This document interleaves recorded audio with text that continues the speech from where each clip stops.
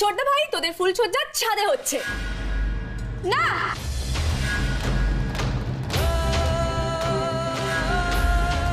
কি হলো?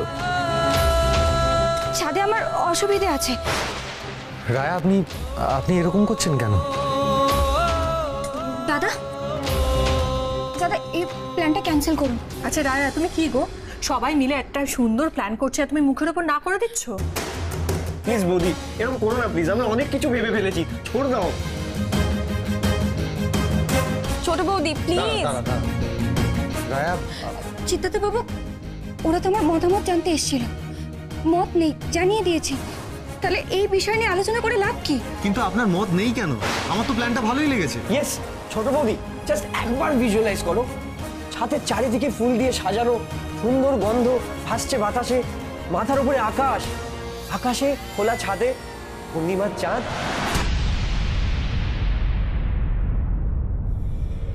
পূর্ণিমের রাত, পুরা চাঁদের আলোর রাতে ঘরে সব দরজা জানলা খিড়কি সব বন্ধ করে রাখবি, তোর স্বামীরে আটকে রাখবি ঘরের মধ্যে যে করি হোক।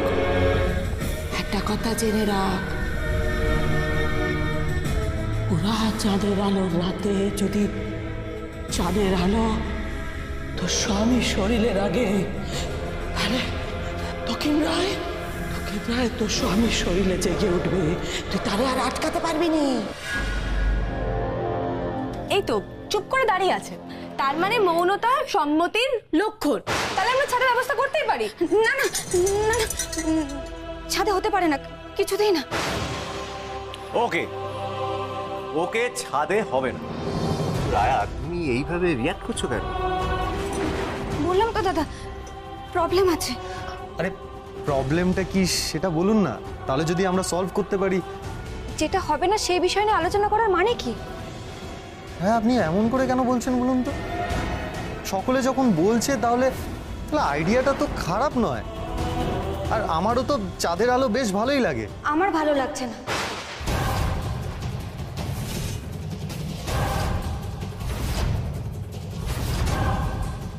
আজকের পর থেকে আপনি চাঁদের আলো দেখবেন না।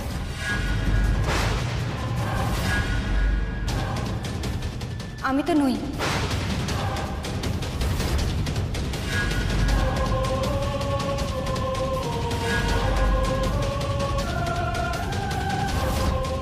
এই বিষয় নিয়ে আর কোনো আলোচনা নেই। এই প্ল্যানটা অন্য কোথাও হোক, এই ঘরের মধ্যে। ছাদে এত প্ল্যান করলাম, দূর বাবা। আচ্ছা বেশ, এই ঘরের প্ল্যানটা আমি করছি। আর হ্যাঁ, এই ঘরটা কি করে সাজাতে হবে সেটা আমি বলে দিচ্ছি। আচ্ছা বৌদি। রায়া তুমি কি চক্ষু লজ্জার মাথা খেয়েছো? নিজের ফুলসজ্জা নিয়ে তুমি এভাবে বলছো, তাও আবার সবার সামনে। আমার যে আর উপায় নেই। আচ্ছা বেশ, ঘরেই হবে, কিন্তু কিন্তু ছাদে হলে কি সমস্যা? আমার চাঁদের আলোয় অ্যালার্জি আছে, স্কিন প্রবলেম হয়। হ্যাঁ, চাঁদের আলোয় অ্যালার্জি? বাবা, এটা তো কখনো শুনিনি।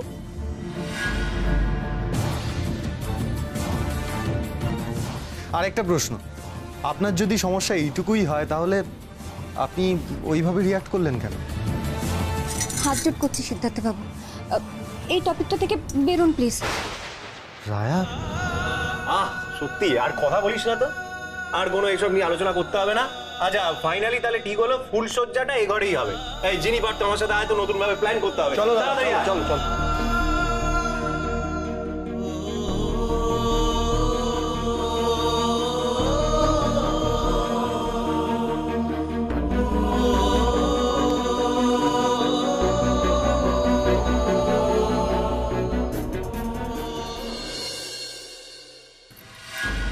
কি বললো সোনিয়া? চাঁদের আলোতে অ্যালার্জি? তাই তো বললো কাম্মা।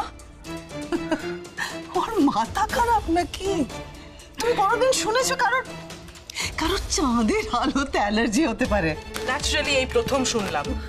আর আমি ওই ঘরে যেটা দেখলাম সেটাও প্রথমবার দেখলাম। মানে কি বলছো তুমি? মানে ওই মেয়েটা নিজের ফুলসজ্জা কোথায় হবে সেই নিয়ে কথা বলছে, তাও আবার কার সাথে? আকাশের সাথে, যে কিনা ওর ভাসুর। ও বোধহয় সেটা ভুলে গেছে। নির্লজ্জ একেবারে। সিট কতবার রাজি করাবার চেষ্টা করলো, কিন্তু না, ওই একই কথা বলে যাচ্ছে। দাঁড়া দাঁড়া দাঁড়া, সিট কি বলেছে সেটা আমাকে বল। রায়ার কথা আমার কাছে একেবারেই ইম্পর্টেন্ট না। না, ও মুখে সেভাবে কিছু বললো না, কিন্তু ওকে দেখে মনে হলো যে ও ভেতরে ভেতরে কিছু রেগে যাচ্ছে, তাই তো? তাই মনে হলো। Good, very good. ফুলসজ্জার রাতেই সিটের সঙ্গে ঝামেলা। বাড়ুক বাড়ুক, ঝামেলা আরো বাড়ুক। সিটের সঙ্গে যত ঝামেলা বাড়বে, রায়ার আয়ু এ বাড়িতে ততই কমবে।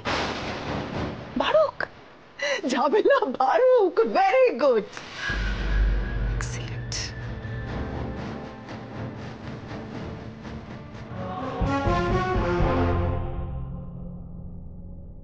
সিদ্ধার্থ বাবু, আমার দিকে তাকান।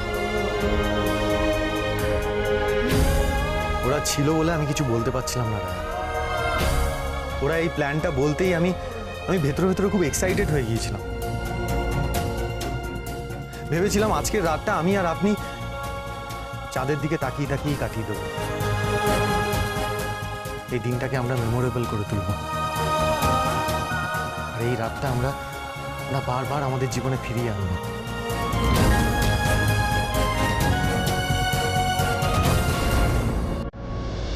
এনিওয়ে, আপনি যখন এক কথায় নাই বলে দিলেন, আপনার যখন এতই প্রবলেম, তখন রাগ করছেন?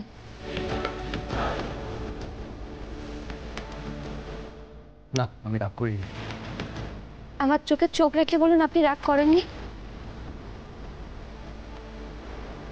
বললাম তো রায়, আমি রাগ করি। কষ্ট পেয়েছেন? তাতে আপনার কি যায় আসে?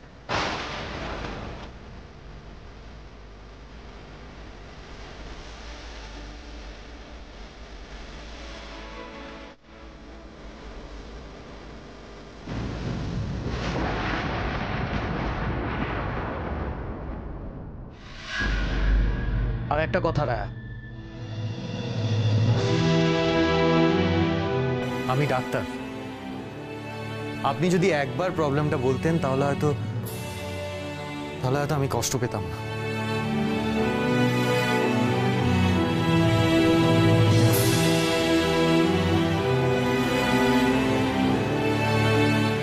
আসল প্রবলেমটা আমি আপনাকে কি করে বলবো সিদ্ধার্থ বাবু? তাতে যে আপনার আরো কষ্ট বাড়বে, সেটা আমি কিছুতেই হতে দিতে পারবো না। সে আপনি যতই আমাকে ভুল বোঝেন না কেন, আমি সব সহ্য করে নেব। একবার আপনার মাথার উপর থেকে সব বিপদ সরে যাক, আর আমি কিচ্ছু চাই না, কিচ্ছু না।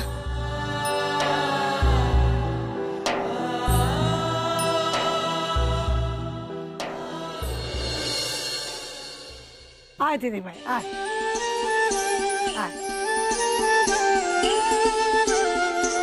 আরে কি রে, তোরা কোথায় গেলি? আয় না এদিকে।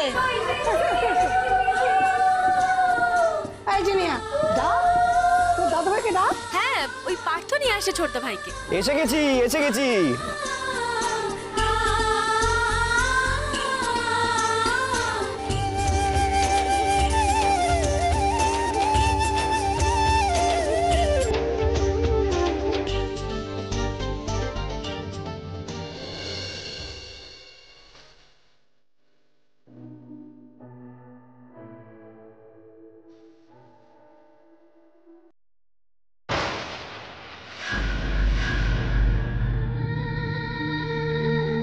আজ দক্ষিণ রায় যাবেন?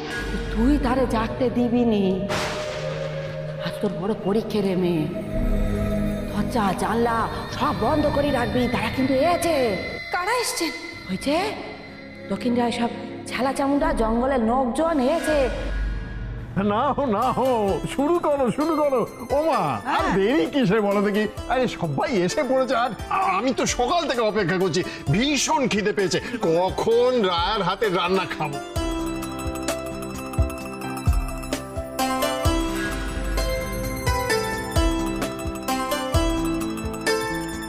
সত্যি অংশু, তুমি পারোও বটে। তুমি কি বললে, রায়ের হাতে রান্না খাবে? প্রথম দিন কিচেনে ঢুকে সব রান্না পুড়িয়ে অমঙ্গল করে এসছে এই মেয়ে।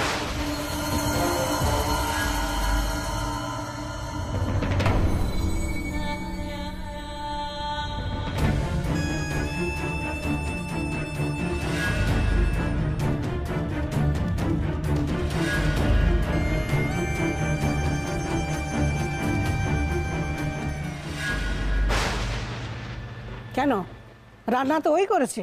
হ্যাঁ, দুবার।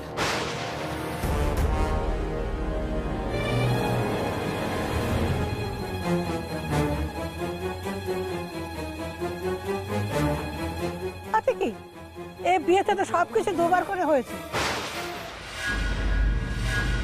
খেয়াল করে দেখো, প্রথমবার একটু তো সবকিছু জ্বলে যাওয়ার, আর তোমরা তো প্রথমবার ওই মেয়েটার সঙ্গে বিয়ে দিয়ে আমার দাদু ভাইয়ের জীবনটা জ্বালিয়ে দিয়েছিলে।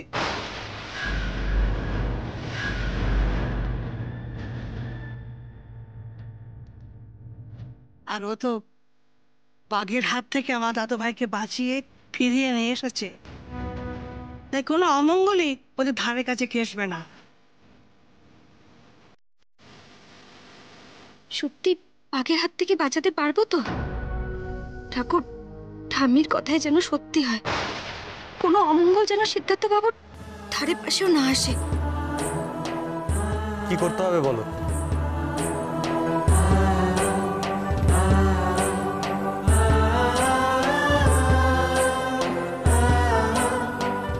আপনি কি আমার উপরে এখনো রেগে আছেন সিদ্ধার্থ বাবু? সে থাকুন, কিন্তু তবুও আমি আপনাকে ছাদে যেতে দেব না, কিছুতেই না। সিট, না ওই ভাতের থালাটা হাতে ধরো।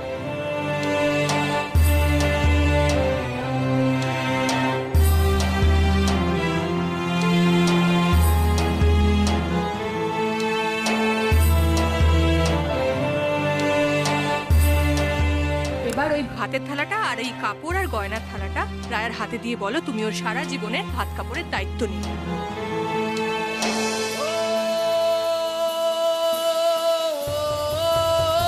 সেটা কি বলতেই হবে? হ্যাঁ, এটাই তো নিয়ম।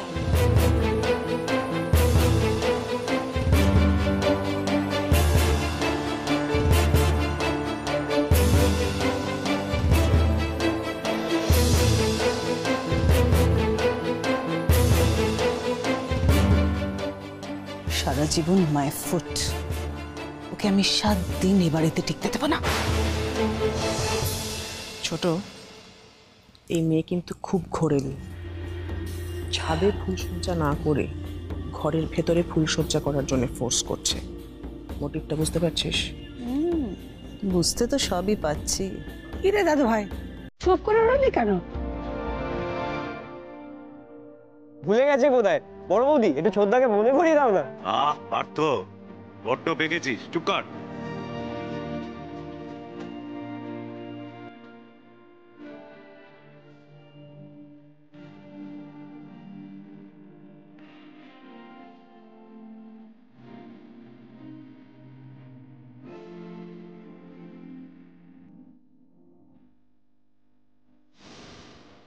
সিড এখনো খুব রেগে আছে মনে হয় রে ছোট।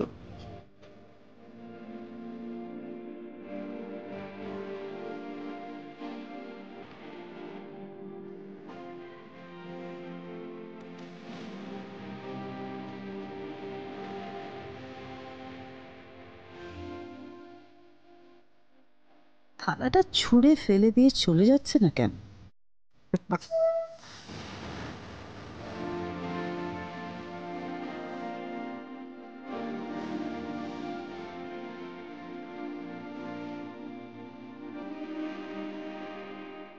কি হলো দাদু ভাই, থালাগুলো দে ওর হাতে। কি হলো তোমার? দেরি করছিস কেন? আরে রিচুয়ালটা যখন করতেই হবে করে ফেল। এই রিচুয়ালের মানে কি? মানে তো পরিষ্কার, তুই ওকে বিয়ে করেছিস, বিবাহ বিশেষভাবে বহনের দায়িত্ব তোর।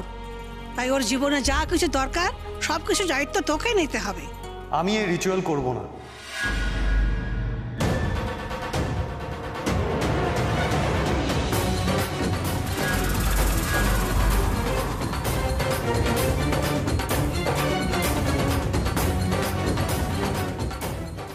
কেন দাদু ভাই?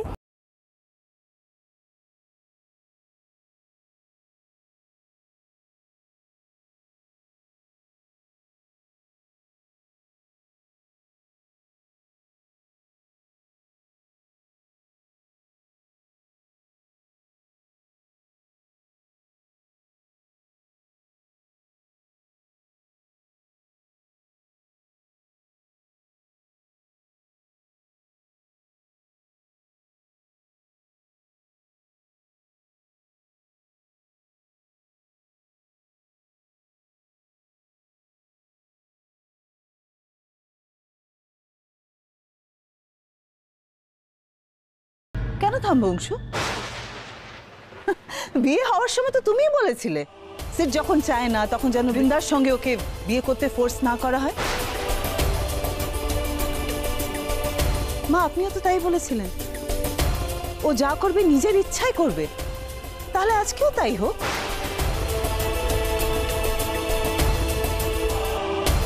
তাহলে কেন এলি এখানে?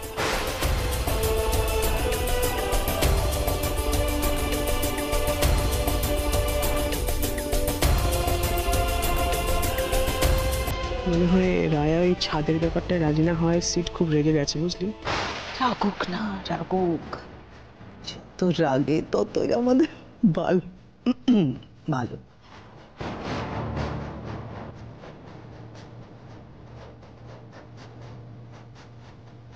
এটা কি করলেন সিদ্ধার্থ বাবু? আমার ওপরে রেগে নিজেকে সকলের সামনে এমন করছেন। সকলে যে আপনাকে নিয়ে কথা বলছে। দাদু ভাই, নিয়ম পালন করবে না তুমি?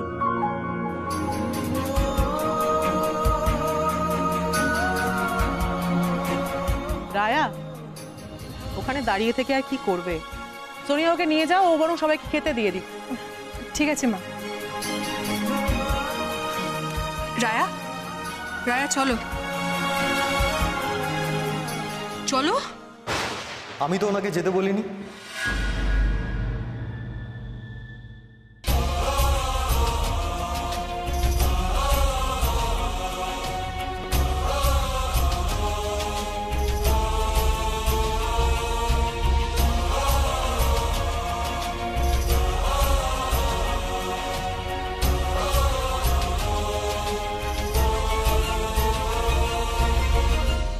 জেম্মা, রিচুয়ালগুলো সিম্বলিক, আর দাদা তো ঠিক কথাই বলেছে। আর এই রিচুয়ালগুলোর অনেক মানেও আছে, কিন্তু সেটা বোধহয় আজকের যুগের জন্য নয়। আর আমি যে এই যুগের ছেলে, আর এখনকার মেয়েরা নিজেদের ভাত কাপড়ের দায়িত্ব নিজেরাই নিতে জানে।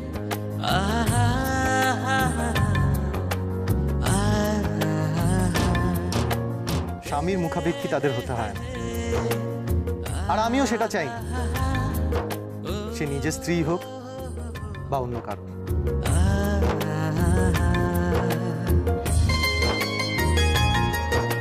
তাই আমিও চাই রায়াকে যেন আমার মুখাপেক্ষী না হতে হয়। আর সেই জন্য আজকের এই বিশেষ দিন রায়াকে আমার অন্য কিছু দেওয়ার আছে।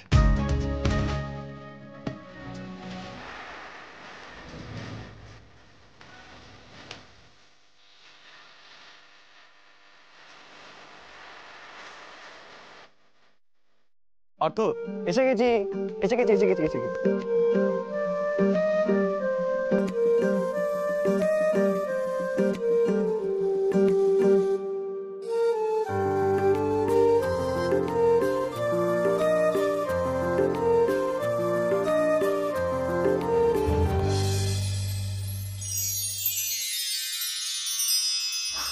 चांदनी जब तकरार देता है हर कोई साथ, तुम मगर अंधेरों में ना छोड़ना मेरा न कोई है न कोई था। जब कोई बात बिगड़ जाए, जब कोई मुश्किल पड़ जाए, तुम देना साथ मेरा मोहम्मद।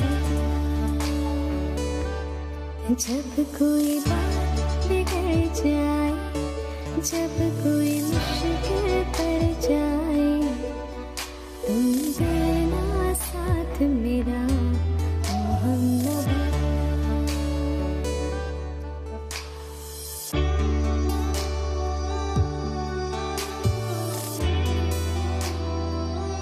এসবের মানে কি সিড? নেবেন না?